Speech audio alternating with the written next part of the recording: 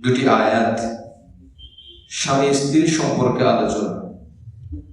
আমি বলেছিলাম পৃথিবীর প্রথম সম্পর্কের নাম হলো স্বামী স্ত্রী। হযরত আদম আলাইহিস সালাম এবং হযরত হাওয়া আলাইহিস সালাম, তাদের মধ্যে সম্পর্ক বাবা মা না, তাদের মধ্যে সম্পর্ক হলো স্বামী স্ত্রী। পৃথিবীর প্রথম সম্পর্ক স্বামী স্ত্রী বিবাহ আল্লাহ পাক করিয়ে দিয়েছিলেন জান্নাতের মধ্যে, এবং দুনিয়াতে আসার পরে এই বিবাহ হুকুম বহাল রয়েছে। বিবাহ ফজিলত, বিবাহ সম্পর্কে অসংখ্য আয়াত ও হাদিসের মধ্যে পাওয়া যায়। আল্লাহ রাব্বুল আলামিন হাশরের ময়দানে যখন ফয়সালা করবেন, যারা জান্নাতে যাওয়ার তারা জান্নাতে চলে যাবে, যারা জাহান্নামে তারা জাহান্নামে চলে যাবে।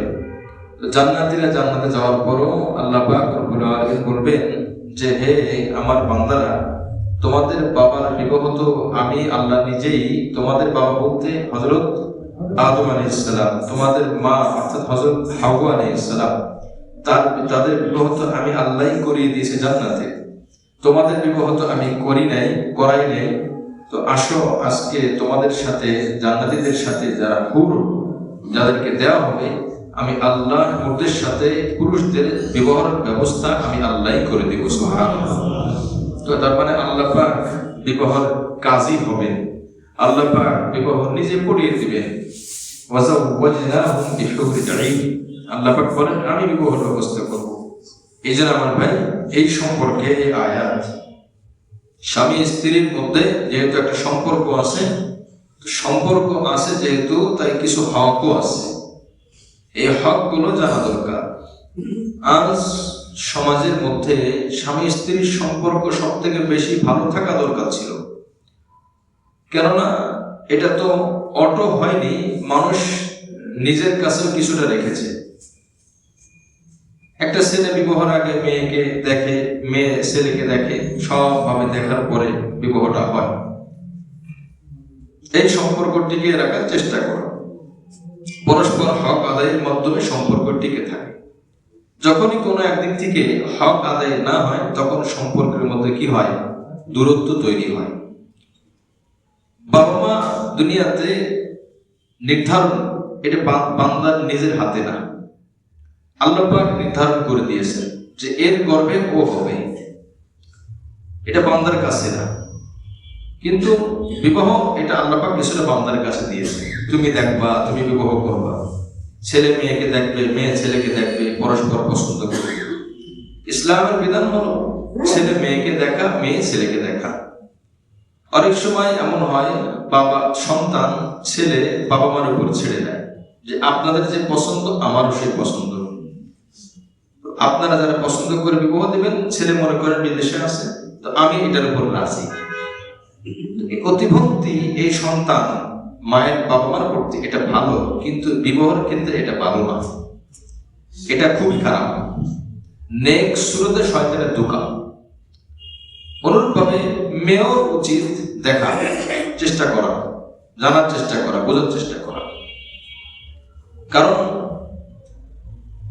ওই এরকম এক সন্তান তার বাবা মাকে বলছে, ছেলে আপনারা যা পছন্দ করেন তাই হবে। তখন বিবাহের পরে এখন ছেলের আর পছন্দ হয় না, এখন ছেলে আগে দেখে না, এখন পছন্দ হয় না। তো বাবা মা তখন বলতেছে, এই জন্য বলছিলাম তুমি দেখো, কারণ তোমার চোখ আর আমাদের চোখ তো এক না। একটা মেয়েকে বা একটা ছেলেকে, দুইজন মানুষকে দাঁড় করেন, একজনের ভালো লাগে আর একজনের ঘৃণা লাগে। পার্থক্য কি? বলে পার্থক্য চোখের মধ্যে।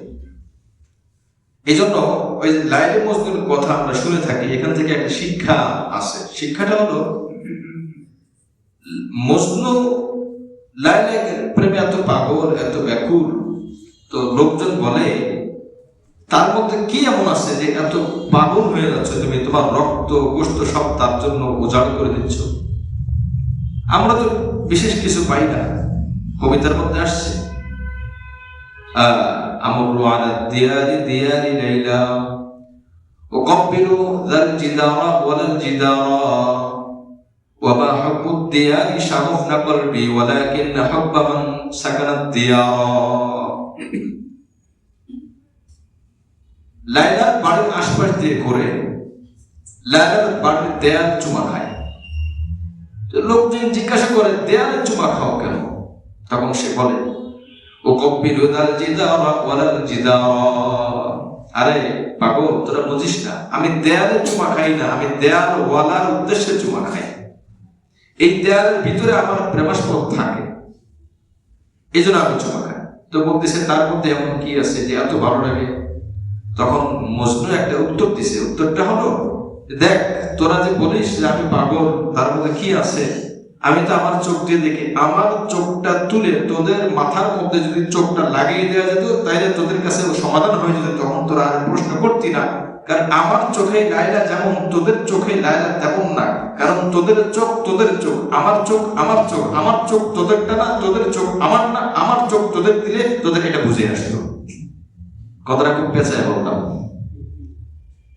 এই জন্য আমার ভাই, একজন মানুষ কোরআন তেলাওয়াত করতেছে, দুইজন মানুষ পাশাপাশি, একজন পড়ে চলে যাচ্ছে, খতম শেষ, আরেকজন আধা পারা এক পারার পরে বেশি পড়তেই পারে না, কান্না কাটি। তো যে পাশের লোক তেলাওয়াত শেষ করছে, বলে, ভাই তেলাওয়াত তো তেলাওয়াতে এত লম্বা সময় তুমি অল্প তেলাওয়াত করলা, আগাইতে পারো না। দেখ, তুই তেলাওয়াত করছিস জবান দিয়ে, আর আমি তেলাওয়াত করছি শুধু জবান দিয়ে না, আমি চোখ দিয়ে তেলাওয়াত করছি। আমি দেখছি যে আমি আল্লাহকে দেখতেছি না, তবে আল্লাহর কালামকে দেখতেছি। সুবহানাল্লাহ। তুই তেলাওয়াত করে চলে গেছিস, কিন্তু তুই স্বাদ গ্রহণ করিস নাই। ওই যে জ্বরের রোগী, তার মুখে মিষ্টি দিলে সে মজা পায় না, খাওয়া দরকার খাইছে। ডেঙ্গু রোগী যত ভালো খাবার দিই, তার কোনো স্বাদ লাগে না, ভিতরে ঢুকাইতে হবে, তাই ঢুকাইছে। তো তুই হলো জ্বরের রোগী, তো তুই বুঝবি না। আমি এক একটা আয়াত যখন তেলাওয়াত করতেছি, আমার মনে হচ্ছে আমার আল্লাহ আমার সাথে কথা বলতেছে, আমি কিভাবে সামনে যাব?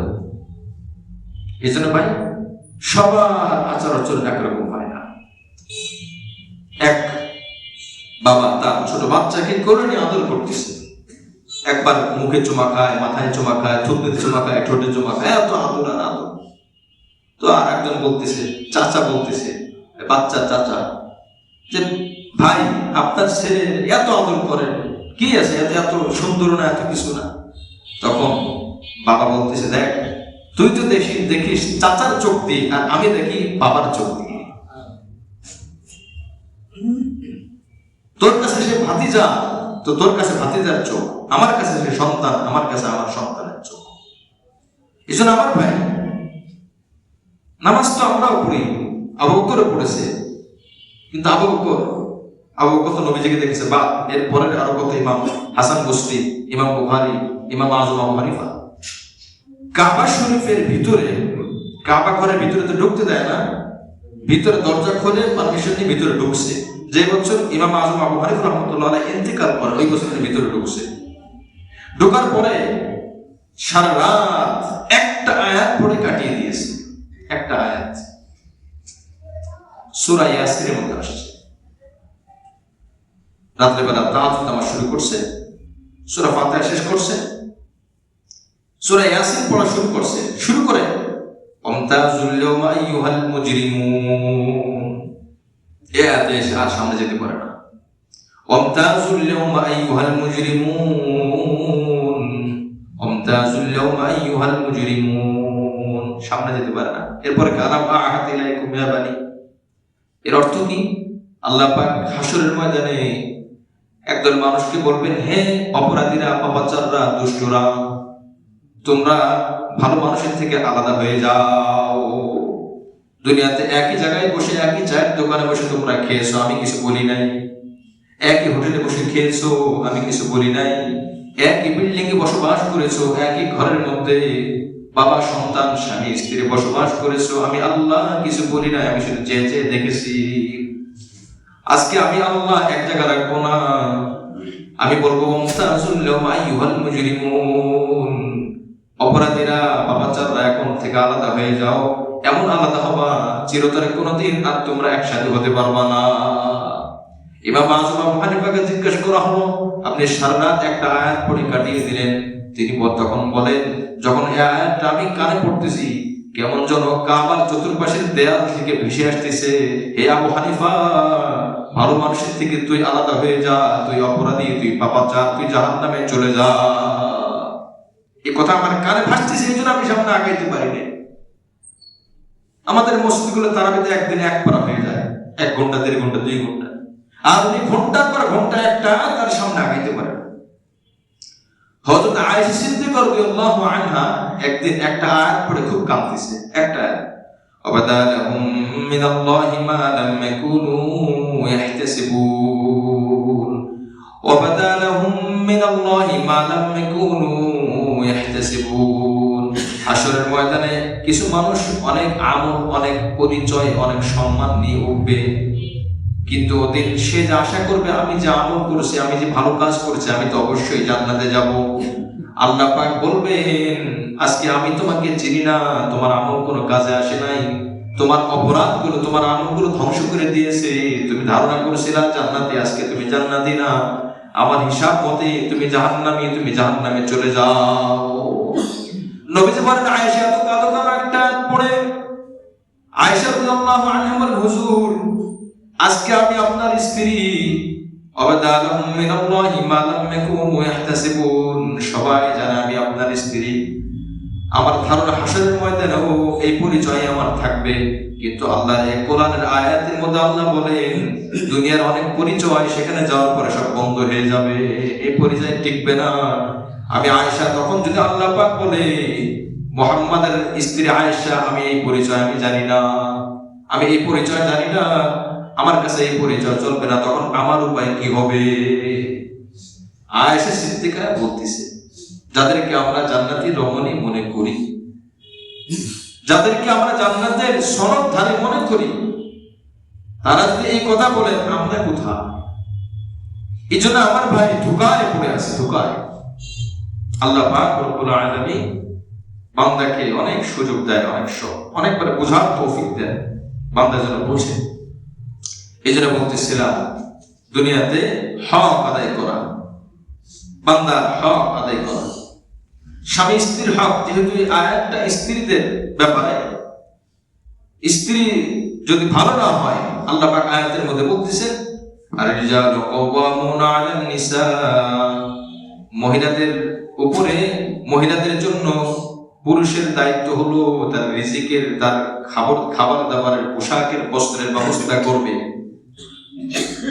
বিমা ফাদ্দালাল্লাহু বা'দাহুম আলা বা'দ, কেননা আমি আল্লাহ পুরুষকে একটা মর্যাদা দিয়েছি, এক সম্মান দিয়েছি, শক্তি দিয়েছি, যে শক্তি মহিলাদেরকে আমি আল্লাহ দিই নাই, যে সম্মান আমি মহিলাদেরকে দিই নাই। 2 নম্বর কারণ, অবিমা আনফাকু মিন আমওয়ালিহিম, সে উপার্জন করে মহিলা স্ত্রীদেরকে চালাবে। এই 2টা কারণে আমি আল্লাহ মহিলাদের উপরে পুরুষদের কর্তৃত্ব দিয়েছি, সম্মান দিয়েছি। স্ত্রীদের থেকে পুরুষের, মহিলার থেকে পুরুষের শক্তি, সম্মান বেশি। 2 নম্বর কারণ হলো যে স্ত্রীদেরকে পরিচালনা করে, আর্থিক খরচ করে, এটা স্বামীর দায়িত্ব। এই 2 কারণে আল্লাহ পাক পুরুষদেরকে স্ত্রীদের উপরে কর্তৃত্ব দিয়েছে। মানে কর্তৃত্বের অর্থ হলো পরিচালনা, কর্তৃত্বের মানে লাঠি দিয়ে পিটানো না।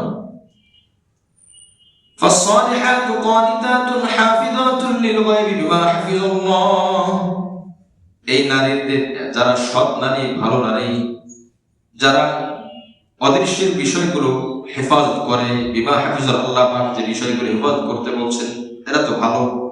তবে যদি কেউ উল্টাপাল্টা করে, অন্যায় পথে চলে, ওয়াল্লাতী তাখাফুনা নুশুজাহুন্না ফাইজুহুন্না, যদি অন্যায় পথে চলে, নিয়ন্ত্রণহীন হয়ে যায় স্ত্রী, স্বামীর নিয়ন্ত্রণের বাহিরে চলে যায়, আল্লাহ পাক বলেন তখন ধারাবাহিক 4টা পন্থা, 4টা স্তর। 1 নম্বর, ফাইজুহুন্না, স্ত্রীদেরকে বোঝাইতে হবে, উপদেশ দিতে হবে। এখানে আমরা কোরআনের আয়াত থেকে 4টা বিষয় আমি গত জুম্মায় বলেছি, আজকেও আমরা মুখস্থ রাখবো। স্ত্রী স্বামীর ন্যায়সঙ্গত হুকুম মানে না, শোনে না, তখন স্বামী কি করবে? প্রথমে তাকে বোঝাবে, নিজে হোক, অন্যের মাধ্যমে হোক। 1 নম্বর। নম্বর 2, বোঝানোর পরও সে বুঝ নেয় না, আল্লাহ পাক বলেন ওয়াহজুরুহুন্না ফিল মাদাজি'। 2 নম্বর, তাহলে বিছানা আলাদা করে দিবে, তার সাথে থাকবে না, একটু কঠোরতা। নম্বর 3, আচ্ছা বিছানা আলাদা করার পরেও যদি সে ফিরে না আসে, আল্লাহ পাক বলেন ওয়াদরিবুহুন্না, মৃদুভাবে একটু আঘাত করতে হবে, দাসীর মতো না, গরু পিটানোর মতো না, মৃদুভাবে ন্যায়সঙ্গতভাবে শারীরিক শাসন করতে হবে। 3 নম্বর, ফাইন আতাআকুম, যদি তারা আনুগত্যশীল হয়, এরপরে ফালা তাবগু আলাইহিন্না সাবিলা, তাহলে তোমরা কোনো অন্যায় বিচ্ছেদের কোনো সিদ্ধান্ত নিও না। কি বলে কথাটা আমাদের বুঝে আসছে কিনা ভাই? এখনকার সময় রাগারাগি যদি হয়, যদি ধমকাধমকি হয়, ঝগড়া হয়, শুরু হয় কি দিয়ে বলেন তো? তালাক দিয়ে। পিঠাপিঠিতে এমনটা নাই বললেই চলে, তালাক শুরুই হয় তালাক দিয়ে। এরপরে যখন সেন্স ফিরে আসে, দৌড়ায় যে হুজুর কারা আছে দেই এখন সমাধান। কেন হুজুর কাছে এখন কেন তালাক দিলেন আপনি? সমাধান হুজুর দেবে কেন? তালাকটা আগে দরকার ছিল যে ঠিক আছে ঝগড়া হলে কোন নিয়মে ঝগড়া করবো, মানে রাগের সময় কি মাথা ঠিক থাকে? তো মাথা ঠিক রাখার জন্যই তো আল্লাহ পাক বলছেন 3 তালাক দেওয়ার কোনো উপায় নাই। নিয়ম তো ছিল প্রথমেই কেন আমি স্বামী মাথা গরম করলাম? তালাক দেওয়ার অধিকার শুধু পুরুষদেরকে দেওয়া হয়েছে, মহিলাদেরকে দেওয়া হয়নি। কি বলেন? এর কারণ কি? বলে পুরুষরা যতই রাগ করুক, একটু আগে কিন্তু পুরুষের প্রশংসা করে এসেছে, শক্তিশালী, যতই রাগ করুক এর রাগকে নিয়ন্ত্রণ করতে পারে। যে পুরুষ রাগ নিয়ন্ত্রণ করতে না পারে তালাক দিয়ে দেয়, অত পুরুষের যে বৈশিষ্ট্য এটা হারিয়ে ফেলেছে, সে পুরুষ না। এক হিসাবে মহিলাদের নিয়ম হলো রাগ করে তালাক দিয়ে উল্টাপাল্টা করে ফেলবে, কিয়ামত কায়েম করে ফেলবে। এই জন্য আল্লাহ পাক বলছেন মহিলাদেরকে আমি তালাক দেওয়ার অধিকার দিই না। কিন্তু এই বৈশিষ্ট্য যদি কোনো পুরুষের মধ্যে চলে আসে যে আমার হুজুর মাথা ঠিক ছিল না, নিয়ন্ত্রণ করতে পারেনি, তাহলে আপনি আর আপনার স্ত্রীর মধ্যে কোনো ব্যবধান নাই, কেমন যেন 2টা মেয়ের সাথে বিবাহ হয়েছে, এটাই ধরা হবে। কেন? এটা একটা অহেতুক কথা, এটা উপমা দেন।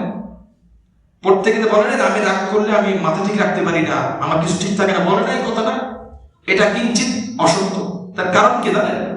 যত বলে রাগ করুক, এসআই ওসির সামনে গেলে কিন্তু মাথা ঠান্ডা হয়ে যায়, আবার ওসি যদি এসপির সামনে যায় মাথা ঠান্ডা হয়ে যায়, এসপিডিসির সামনে বা এর থেকে বড় উপরের কোন অফিসারের সামনে মাথা গরম হয় না।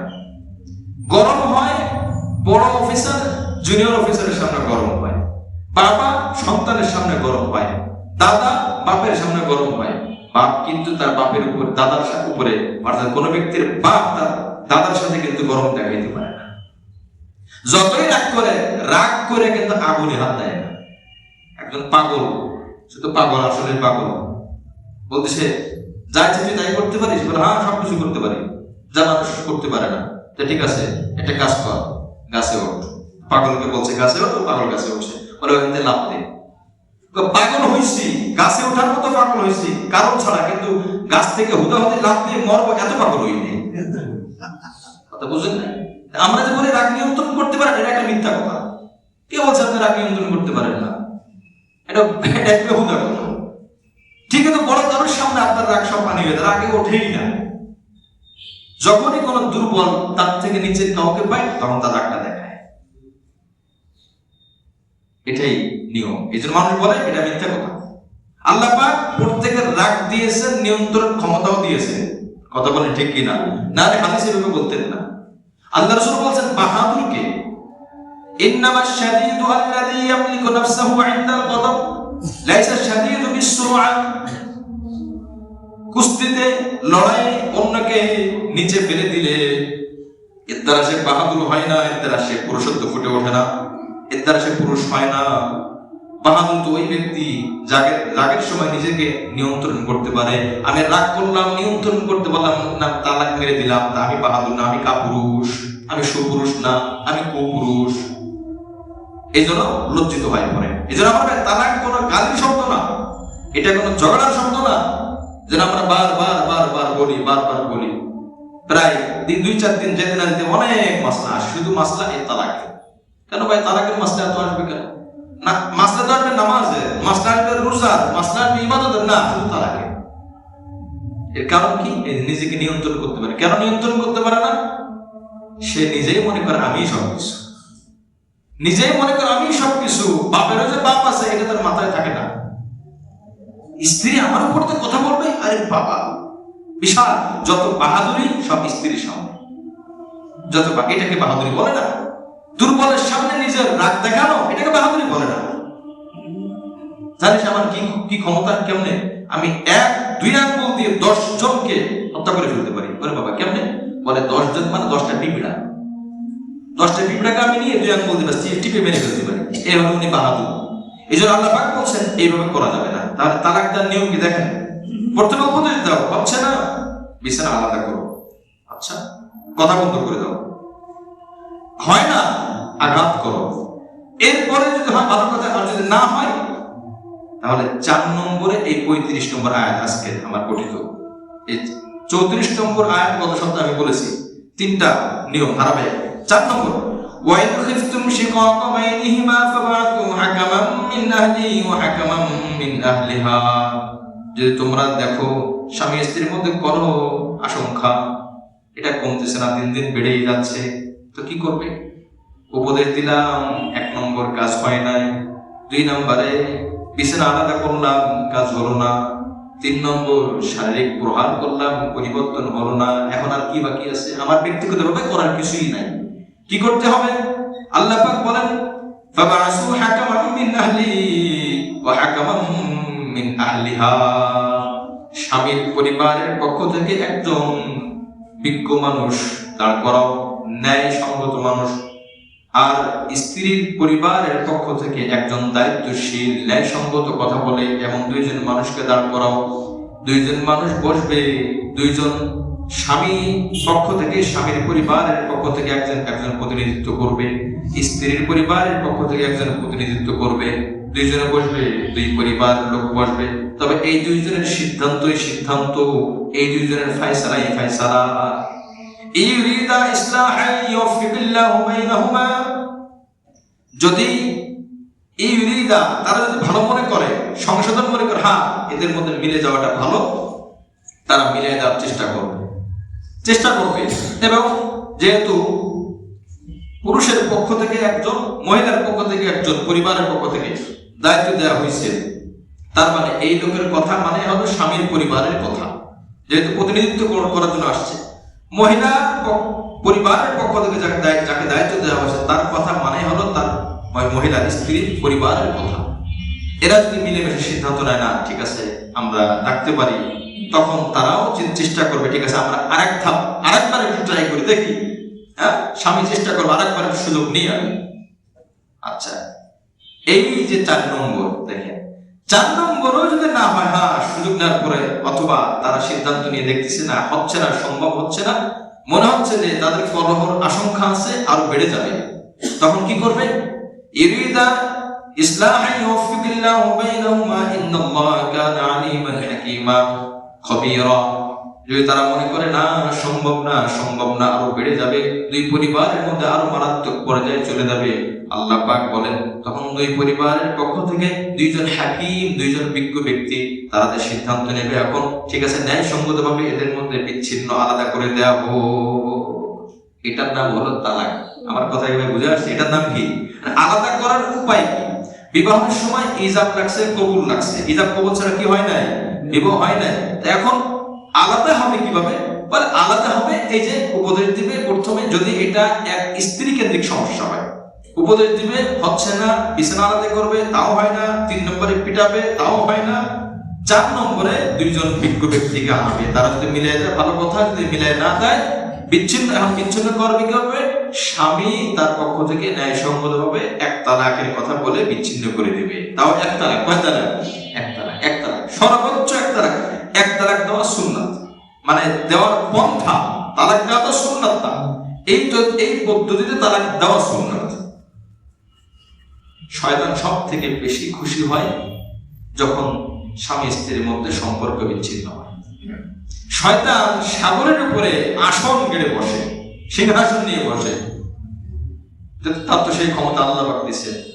তার অনুসারে থেকে ডাকে, আসো কে কি ভালো কাজ করছো আজকে? ভালো কাজ। তো একজন বলে হ্যাঁ আমি ভালো কাজ করছি। কি কাজ? একজন মসজিদে নামাজ পড়তে যেতেছিল, আমি তার পাটা স্লিপ করে ধাক্কা দিয়ে ফেলে দিছি, পা ব্যথা পাইছে, মসজিদে যায় না, এই হলো ভালো কাজ। নামাজ পড়তে পারে না, এটা কি ভালো কাজ? আর শয়তান খুশি। আর একজনকে ডাকছে, বলছে হ্যাঁ কি করছো? বলে আমি একজন মানুষ দান করতে চাইছিল, আর যখন দানটা করবে তখন চিন্তা করাইছি তার ভিতরে দানটা করো না, একটু করে তোমার নিজের লাগতে পারে, তো দান করা থেকে তাকে বঞ্চিত করছি। দেখ বাসাটা ভালো কাজ করছো, আচ্ছা এগুলো কি ভালো কাজ? ওর জন্য ভালো, আমার জন্য বিপদ। এই ব্যাস সবার আমলের হিসাব নিল। লাস্টে একজন তারটা বাকি আছে, সে আসে না, সিরিয়াল তো করা নাই, বলে তুমি আসো না। পরে আমি তেমন কোনো কাজ করতে পারি নাই, পরে একটা যা করছি তা বলার মতো না। শয়তান বলে আচ্ছা বলার মতো না, শুনি তো আগে, বুঝবো কি করা যায়। পরে আসছে, সে বলতেছে আজকে আমি স্বামী স্ত্রীর মধ্যে একটা ঝগড়া লাগাই দিয়েছি। বিষয়টা ছিল ডিমের লবণ কম হয়েছে আর বেশি হয়েছে, আর কিছু না। স্বামী বলার লবণ কম হইলো কেন? স্ত্রী বলে আমি তো খেয়াল করতে পারি নাই, আমি অন্য একটা কাজে গেছিলাম, ব্যাস। এই লবণ কম আর বেশি হওয়া নিয়ে আমি এক কথা, দুই কথা, চার কথা, পাঁচ কথা, ওই যে এক এলাকায় শয়তান যে একটা গ্যাঞ্জাম লাগাইছে, কিভাবে দোকানের আপনার চিনি মিষ্টি কি বলে আপনার গুড় থেকে একটু নিয়ে দরজা লাগাইছে। দরজা যখন লাগাইছে তো মাছি এসেছে, তো মাছি খাইছে। এরপরে আসছে মাছিকে দেখছে আপনার টিকটিকি এখন মাছিকে খাইছে। টিকটিকিকে দেখে এখন আর বিড়ালের মাথা ঠিক নাই। মহাজাস বিড়াল আসছে, বিড়াল টিকটিকি খাইছে। তো বিড়াল যেহেতু আসছে, বিড়াল আর কুকুর তো জাতশত্রু। বিড়ালকে দেখে কুকুর আর মাথা ঠিক রাখতে পারে নাই, বিড়ালের উপরে আক্রমণ করছে কুকুর। তো বিড়ালটা ছিল এই দোকানের মালিক, বিড়ালের মালিক এই দোকানদার, আর কুকুর হলো পাশের দোকানদার। যখন বিড়ালের মালিক বিড়ালকে যখন আক্রমণ করছে, তো বিড়াল তো মারা গেছে। বিড়ালের যে মালিক দোকানদার, সে খেপে গেছে এই কুকুরের উপরে। কুকুরকে আচ্ছা মতো একটা বাড়ি দিয়ে জায়গায় মেরে ফেলছে। রাগ আসছে, বাড়াদুর। কুকুরের যে মালিক সে এখন চলে আসছে, একটা বিড়ালের জন্য আমার কুকুরকে মারা। এক কথা দুই কথা ঝগড়া লাগছে, হাত উঠে গেছে। হাত যখন উঠে গেছে, দুই দোকানদার, দুই ব্যক্তি, তাদের তো আত্মীয় স্বজন আছে, ব্যাস সমাজ চলে আসে, এলাকা চলে আসে। এরপরে বিশাল আকারে গ্রামগঞ্জে বলে কাজে লাগা বুঝেন কিনা জানি না, 2 গ্রাম বা গ্রামের ব্যাস ওই সমাজ এই সমাজ, বিশাল দ্বন্দ্ব ইস্যু কি ছিল? একটুখানি গুড় লাগানো। শয়তান কিন্তু পুরোটা করে না, শয়তান একটু এক পা আগায় দেয়, আর বাকি আমরা মানব জাতি 10 পা নিজেরাই আগাই। শয়তানকে বলে বাস থাক, ঝগড়া একটু লাগাইছো, বাকি দায়িত্ব আমাদের। স্বামী স্ত্রী একদম চরমভাবে লেগে লাগতে 1 ঘন্টার মধ্যে ঝগড়া লেগে তালাক হয়ে গেছে। শয়তান সিংহাসন ছেড়ে, নেতা শয়তান সিংহাসন ছেড়ে ওই পিসকিরে বসা, তুই এসে গায়, তুই আজকে সব থেকে বেশি ভালো কাজ করছিস, জোরে করে নামাজুবিল্লাহ। সংসার ভাঙা আল্লাহ পাকের আরশ কেঁপে যায়। কারণ আল্লাহ পাক এই সম্পর্ক, পবিত্র সম্পর্ক, ইবাদতের সম্পর্ক আল্লাহ পাক রেখেছেন। বলে আমি আল্লাহ আদম আর হাওয়ার মধ্যে ব্যবহার, এই সুন্নাত আমি আল্লাহ চালু করেছি। সুবহানাল্লাহ, আল্লাহ চালু। আর এটা আমি তো ভাঙার জন্য না। তো শয়তানের কাজ হলো পৃথক, আর আল্লাহ চাই কি মিলে থাকা। যাই হোক, এই হলো 5 নম্বর। 4 নম্বরে মুআজ্জাজ হাজিরিন, এই জন্য যারা বিবাহ করবে তাদের মাসলা জানতে হবে। মাসলা কি? স্ত্রীর হক কি, স্বামীর হক কি? তো আজকে এখানে যেহেতু আমি সবগুলো বলতে পারবো না, যেহেতু অল্প সময়ের মধ্যে শেষ করে দেব। স্ত্রী স্বামীর জন্য আপনার স্ত্রীর কি কি করণীয়, মানে স্বামীর হক কি? কোরআন হাদিসে স্বামীরও হক আছে, স্ত্রীরও হক আছে। আজকে আমরা শুধু জানবো স্বামীর কি কি হক, স্বামীর কি কি হক আছে, যেটা স্ত্রীর উপর দায়িত্ব। আজ না জানার কারণে ব্যাস তাদের মধ্যে দ্বন্দ্ব, সম্পর্ক বিচ্ছিন্ন। মুআয বিন জাবাল রাদিয়াল্লাহু আনহু ইয়ামান দেশ থেকে আসছে, আসার পরে বলতেছে, ইয়া রাসূলুল্লাহ, ইয়ামানে দেখলাম তাদের নেতাকে তারা সিজদা দেয়। তো আমি চাই, আপনি তো আমাদের বড় নেতা, আমাদের জান, আমাদের প্রাণ, আল্লাহর পরে আপনার থেকে বড় কেউ নেই, আমরা চাই আপনাকে সিজদা দিতে। নবী তখন বলেন, লাউ কুনতু আমারতু আহাদান আইয়াসজুদা লিআহাদিন লা মারতুল মারআতা আন তাসজুদা লিজাওজিহা। আমি যদি, শোনো, সিজদা একমাত্র কেবলমাত্র আল্লাহই পাওয়ার যোগ্য, অন্য কেউ পাওয়ার যোগ্য না। আমাদের এই পৃথিবীতে আল্লাহর পরে নবীর থেকে বড় কেউ আছে? নাই। তো সেই নবীকে সিজদা দেওয়া কি জায়েজ নাকি হারাম? শুধু হারাম না, শিরক নবীজি করেছেন। এই জন্য নবীজির কবরে কোনো সিজদা হয় না। কিন্তু এখন তো দেখা যায় মুসলিম নামদারি ব্যাস মাজারে কবরে সিজদা দিচ্ছে, মানুষের কবরে সিজদা দিচ্ছে, ভণ্ড পীর ব্যাস সিজদা নিজে নিজে নিচ্ছে। আল্লাহ পাক রব্বুল আলামিন কোরআনে আসছে, যাদেরকে সিজদা করা হয় এবং যারা সিজদা করে একসাথে তারা জাহান্নামে চলবে। নাউযুবিল্লাহ। ইন্নাকুম ওয়া মা তা'বুদুনা মিন দুনিল্লাহি হাসাবু জাহান্নাম, ইন্নাকুম ওয়া মা তা'বুদুনা মিন দুনিল্লাহি হাসাবু জাহান্নাম।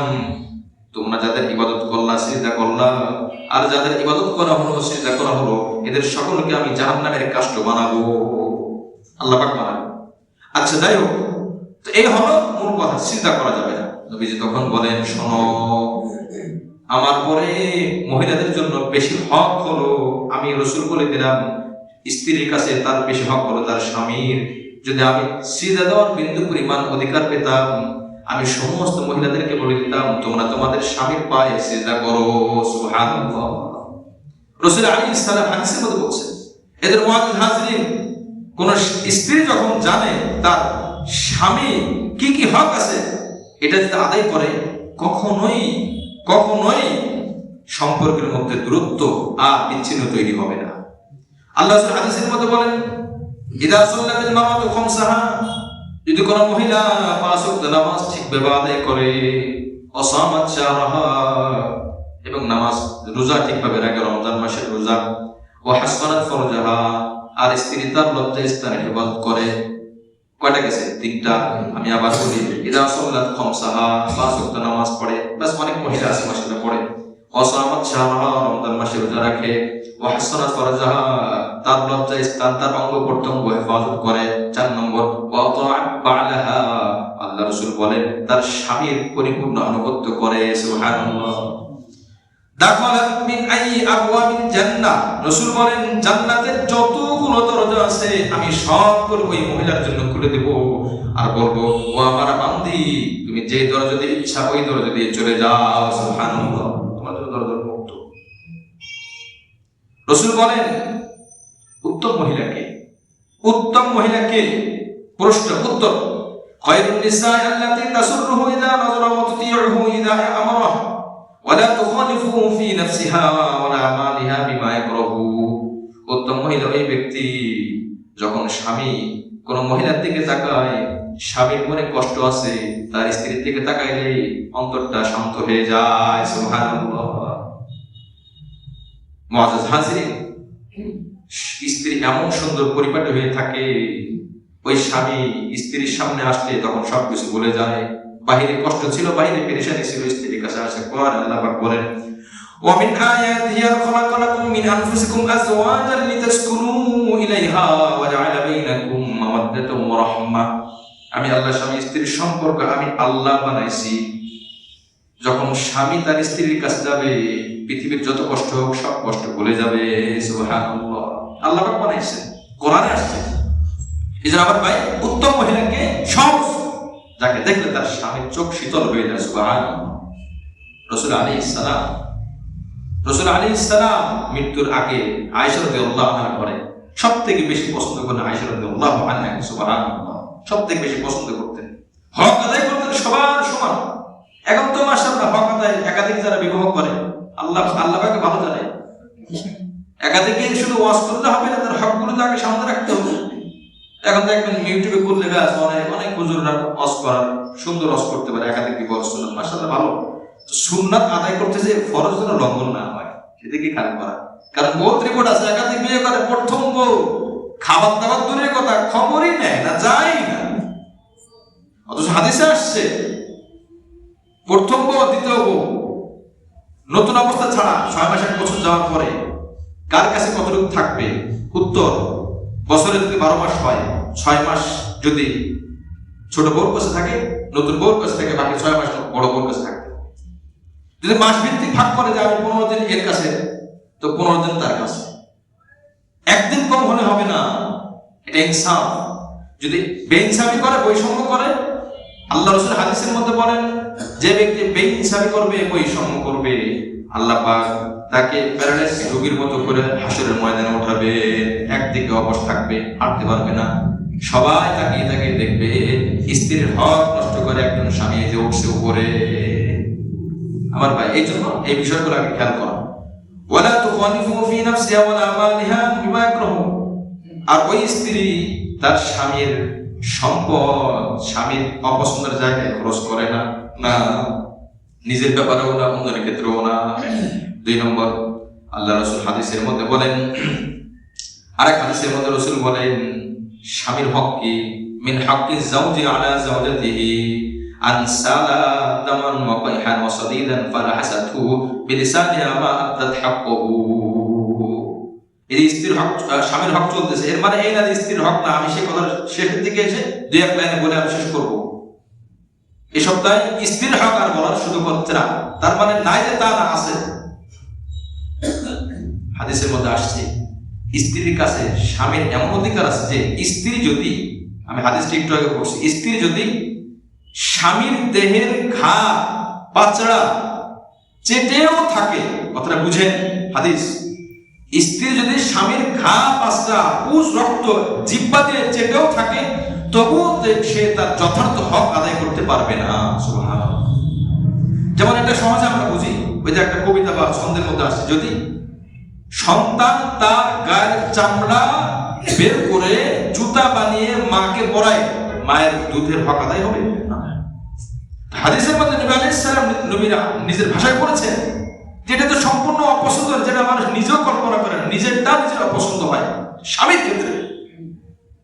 রাসূল আলাইহিস সালাম বলেন, ফাওয়াল্লাযী নাফসি বিয়াদিহি, আল্লাহর কসম করে বলতেছি, তোমরা তো আল্লাহ পাকের ইবাদত করো আল্লাহ পাককে সন্তুষ্ট করার জন্য। লা তুআদ্দিল মারাতু হাক্কা রাব্বিহা, খেয়াল করেন, তোমার রবের হক তুমি মহিলা আদায় করতে পারবা না যতক্ষণ পর্যন্ত তোমার স্বামীর হক তুমি আদায় করবা না। স্বামীর হক আদায় করার আগ পর্যন্ত কোন স্ত্রী তার রবকে খুশি করতে পারবে না। সহিহুল জামি কিতাব, এই কিতাবের মধ্যে আসছে, এক মহিলা একজন হুজুর কাছে এসে বলতেছে যে, হুজুর, আমি আগে ইবাদতে মজা পাইতাম, স্বাদ পাইতাম, এখন ইবাদতে স্বাদ পাই না। হুজুর বলতেছে, আপনি কি বিবাহিত? বলে, হ্যাঁ আমি বিবাহিত। হুজুর বলেন যে, নিশ্চিত আপনি আপনার স্বামীর হক আদায় করেন না, আপনার স্বামী আপনার দ্বারা কষ্ট পায়, এজন্য আপনি ইবাদতে স্বাদ পান না, ইবাদতে তৌফিক হয় না। সহিহুল জামি কিতাবের মধ্যে আসছে হাদিসটা। ওই মহিলা বুঝতে পারে না, বাড়িতে চিন্তা করছে, নিজেকে পরিবর্তন করার চেষ্টা করছে, স্বামীর হক কিভাবে আদায়, স্বামীকে খুশি করা যায়। হক আদায় বলতে স্বামী খুশি করা যায় কিভাবে। আচ্ছা, এক পরে খুশি করতে করতে অনেক চেষ্টা করার পরে এরপরে আবার ইবাদত শুরু করছে। কিছুদিন পর আবার আসে, হুজুর আলহামদুলিল্লাহ আমি এখন ইবাদতের মজা পাই। সুবহানাল্লাহ। স্বামী খুশি থাকলে ও 2 রাকাত নামাজ আল্লাহর কাছে 100 রাকাত নামাজ থেকেও দামি। স্বামী খুশি নাই, মূল্য নাই, কারণ সে তো জাহান্নাম অলরেডি খরিদ করে রাখছে। হাদিসে নবী বলছেন, স্বামী খুশি না মানে আমি আল্লাহ খুশি না। আচ্ছা, যেই সন্তানের বাপ মা খুশি না, তো আল্লাহ কি খুশি না? তো যেই মহিলার স্বামী খুশি না, আল্লাহ খুশি না। এজন্য রাসূল আলাইহিস সালাম বলেন, হাত্তা ইল্লাহু সালা নাফসাহা ওয়া হিয়া আলা গাদাবিন নাতাইতু ওয়া ক্বালা লাম তামনাহু। সাওয়ারের পিঠে থাকলেও যদি স্বামী তার সাথে মিলতে চায়, সাওয়ারের পিঠে থাকলেও স্বামী যদি বলে তুমি আমার কাছে একান্তে মিলিত হও, তারপরও বেশ স্ত্রীর বিন্দু পরিমাণ ভুরু কুঁচকানো উচিত না। রাসূল আলাইহিস সালাম হাদিসের মধ্যে বলেন, কোন স্বামী তার স্ত্রীকে ডাকছে রাতে বা যে কোনো সময়, কিন্তু এই রাতে স্ত্রীর ডাকে সাড়া দেয়। হাদিসের মধ্যে নবী বলেন, সন্ধ্যা থেকে নিয়ে বা রাত থেকে নিয়ে ফজর পর্যন্ত একদল হুরদেরকে আল্লাহ পাক নিযুক্ত করে দেন। এই হুররা এই মহিলার উপরে সারা রাত অভিশাপ দেয়। জোরে করে নাও, অভিশাপ দেয়। কেন? স্বামী ডাকছে, তার কথা শুনে তখন হুররা বলে, এই আমাদের আগত স্বামীদেরকে তোমরা দুনিয়ার মহিলারা কষ্ট দিব না, আজকে তোমরা কষ্ট দিচ্ছ, এমন একটা দিন আসবে আমাদের স্বামী তারা হবে, আমাদের দ্বারা বিন্দু পরিমাণ তারা কোনোদিন কষ্ট পাবে না। আমার ভাই, এই হাদিসগুলো, এই আলোচনাগুলো আজ নাই। এগুলো না, এগুলো সব কিতাবের পাতায় রয়ে গেছে, যার জন্য আজ সকলে অশান্তি, সকলে পেরেশানির মধ্যে আছে। আমার ভাই, রাসূল কারীম সাল্লাল্লাহু আলাইহি সাল্লাম যে কথাগুলো বলেছেন, আমি শেষে যে কথা বলতে চাই, একজন আরবী মহিলা জাহেলি যুগে, তারা তখন মুসলিম না, সে একটা উপদেশ দিয়েছে তার মেয়েকে, হে মেয়ে শোনো, তুমি তো বিবাহ হয়ে গেছে, তুমি এখন স্বামীর বাড়ি যাবা, 10টা নসিহত আমি তোমাকে করি। কুন কুনি লাহু আমাতান ইয়াকুল লাকি আবদা, তুমি তোমার স্বামীর দাসী হয়ে যাও, তোমার স্বামী তোমার গোলাম হয়ে যাবে, গোলাম হয়ে যাবে। এখন সে 10টা নসিহত কি? আম্মাল উলা ওয়াস সানি as-suhbatu বিল কানাআ ওয়াল মুআশারা বিহুসনি সামি' ওয়াত তাআ, তুমি অল্প তুষ্টে সন্তুষ্ট থাকো, অল্প তুষ্টে তুমি সন্তুষ্ট থাকো, ব্যাস খুশি প্রকাশ করো। ওয়াল মুআশারা বিহুসনি সামি' ওয়াত তাআ, এবং স্বামীর হুকুম সুন্দরভাবে মেনে চলো। 2 নম্বর, 3 নম্বর, 1 নম্বর অল্প তুষ্টে সন্তুষ্ট থাকা, স্বামীর আচরণে সন্তুষ্ট করা। 3 নম্বর ওয়াতাহুদ লিমাউকা আইনাইহি ওয়াতাফাক্কুদ লিমাউদি আনফিহি ফালা তাকাউ আইনাহু মিনকা আলা কবিহিন ওয়ালা ইয়াশকুর মিনকা ইল্লা আতবারিহ, শোনো, তার চোখ আর তার নাকের দিকে তুমি খেয়াল করবা। তোমার স্বামীর চোখ এমন জায়গায় যেন না পড়ে যেখানে তোমার স্বামী দেখে তার খারাপ লাগবে। তোমার শরীরের কাপড়টা এমন যেন না হয় যে দেখে তোমার স্বামীর খারাপ লাগবে। তোমার স্বামীর নাকে ঘরের তোমার পক্ষ থেকে এমন কোন দুর্গন্ধ না যায় যেটা তোমার স্বামীর কষ্ট লাগে, এটা তুমি করো। এরপরে বলছে ফাত্তাফাক্কুদু লিওয়াক্তি তুআমিহি ওয়াল হুদুউ ইনদা মানামিহি ফাইন হারারাতাল জু'i মাহলাবাতুন ওয়া তানগীসুন নাওমি মাকরাবাতুন, বলছেন যে তার খাবার প্রতি তুমি খেয়াল করবা। যখন খাবার পেটে না থাকে তখন খিটখিটে মেজাজে থাকে, যথাসময় তার খাবার ব্যবস্থা করবা। তাই এগুলো তো তোমার করোই, একটু খেয়াল করে করলেই হবে, বাড়তি কাজ না যে সবাই 3 বেলা স্বামীর 6 বেলা দেওয়া লাগে। 4 নম্বর, তুমি তার দিকে তার ঘুমের প্রতি খেয়াল করবা, কারণ সে বাইরে কাজ করবে, সে যদি তার মেজাজ যদি ফুরফুরে থাকে, যখন নির্ঘুম হয়, ঘুম না হয়, তখন সে খুব ক্ষিপ্ত হয়ে থাকে, সহজ কথাটা কঠিন ভাবে বলবে, তুমি বুঝতে পারবে না। এরপর বলতেছে ফাল ইনায়াতু বিবাইতিহি ওয়া মালিহি, স্বামীর ঘর এবং স্বামীর সম্পদের প্রতি তুমি খুব খেয়াল করবা। কে বলতেছে? মা তার মেয়েকে বলতেছে, স্বামী, সব স্বামী কেন্দ্রিক। ওয়া রিআয়াতু লিনাফসিহি ওয়া ইয়ালিহি, এবং স্বামীর প্রতি এবং তার পরিবারের প্রতিও খেয়াল করবা। তাকে খুব যত্ন করবে এবং তার পরিবারকে তুমি কষ্ট দাও, স্বামীর ভাইকে কষ্ট দাও কথা বলে, বোনকে কষ্ট দাও, তার আত্মীয়দেরকে কষ্ট দাও, তো সেই স্বামী কি খুশি হবে? কি বলে না, আমার স্ত্রী কেমন, আমার কে সে যতই খুশি করবে, আমার অমুকের প্রতি খারাপ আচরণ করে কেন। 9 এবং 10 ফালা তাসিয়ান্না লাহু আমরান, তার কোনো কথা তুমি অবাধ্য হও না। ওয়ালা তুফশিয়ান্না লাহু সিররান, তার কোনো গোপন বিষয় তুমি কারো কাছে প্রকাশ করো না। এই নসিহতগুলো কি দরকার কি দরকার না বলেন? আমরা মারাই তো জানি না, তো মেয়েদেরকে কিভাবে জানাবো? একটা মা তার মেয়েকে বলতেছে ওয়ালা তুফশিয়ান্না লাহু সিররান, তার গোপন কোনো বিষয়। অথচ অনেক মহিলা আছে একটু ব্যাস শুধু শুধু অন্যায় ভাবে ব্যাস প্রকাশ করতেছে। আমার ভাই, এভাবে অনেক আপনার স্বামীর যে হকগুলো আছে, লম্বা আলোচনা, পুরো অনেক হাদিস রাসূল আলাইহিস সালাম উল্লেখ করেছে। এবার আসেন, তো স্বামীর সবকিছু মানতে হবে, সবকিছুই মানবো বলে না, শর্ত আছে। এবার শর্ত খেয়াল করে এই কথাগুলো শেষ করে দিচ্ছি। স্বামী যদি লা তাআতা লি মাখলুকিন ফি মাসিয়াতিল খালিক, লা তাআতা লি মাখলুকিন ফি মাসিয়াতিল খালিক, আল্লাহর অবাধ্য, শরিয়াতের অবাধ্য, শরিয়াত বিরোধী স্বামী যদি কোনো কথা বলে, ন্যায়ের সাথে ভদ্রতার সাথে তুমি এটাকে উপেক্ষা করো, এটা আমি করতে পারবো না। স্বামী বলল রমজান মাসে রোজা রাখতে পারবে না, আমার হুকুম, স্ত্রীকে মানতে পারবে না। স্বামী বলল সবসময় নামাজ ভালো লাগে না, নামাজ পড়া যাবে না, আমি যখন বলবো তখন। ভাই, নামাজ কি স্বামীর না আল্লাহ? তো তুমি স্বামী কে? তুমি কে? তোমার আমি চিনি না, আগে তো আল্লাহ আমাকে বানাইছে। আল্লাহর হক আগে না স্বামীর হক আগে? আচ্ছা, এতক্ষণ যে আলোচনা গেছে আমরা তো মিলাই ফেলবো না।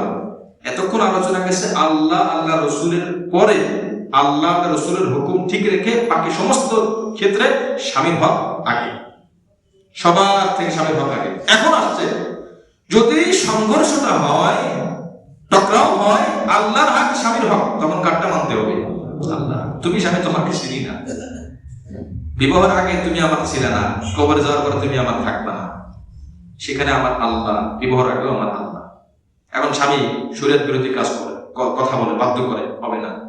স্বামী বলে, দেখেন, স্বামীর খুশি করার জন্য স্বামীর সামনে গোপনে স্বামী স্ত্রীকে, ওই দিন একটা মাসলা আসছে, ফতোয়া, এই বিষয়গুলো খুলে খুলে আমি না বললেও পারতেছি না, এটা বোঝার দরকার।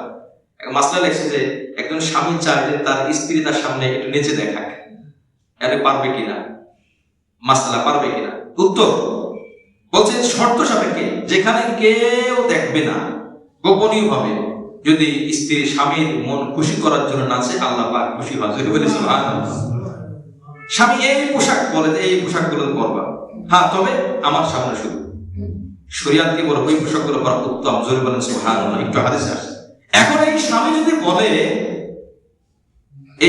বলে আমি যে পোশাক পছন্দ করি, এটা বাহিরেও বের হইতে হবে, এই পোশাক পরে মানতে হবে, মানা যাবে? তখন তুমি স্বামী তোমার চিনি না, তখন আমি আল্লাহর চিনি, তখন আমি রাসূলের চিনি।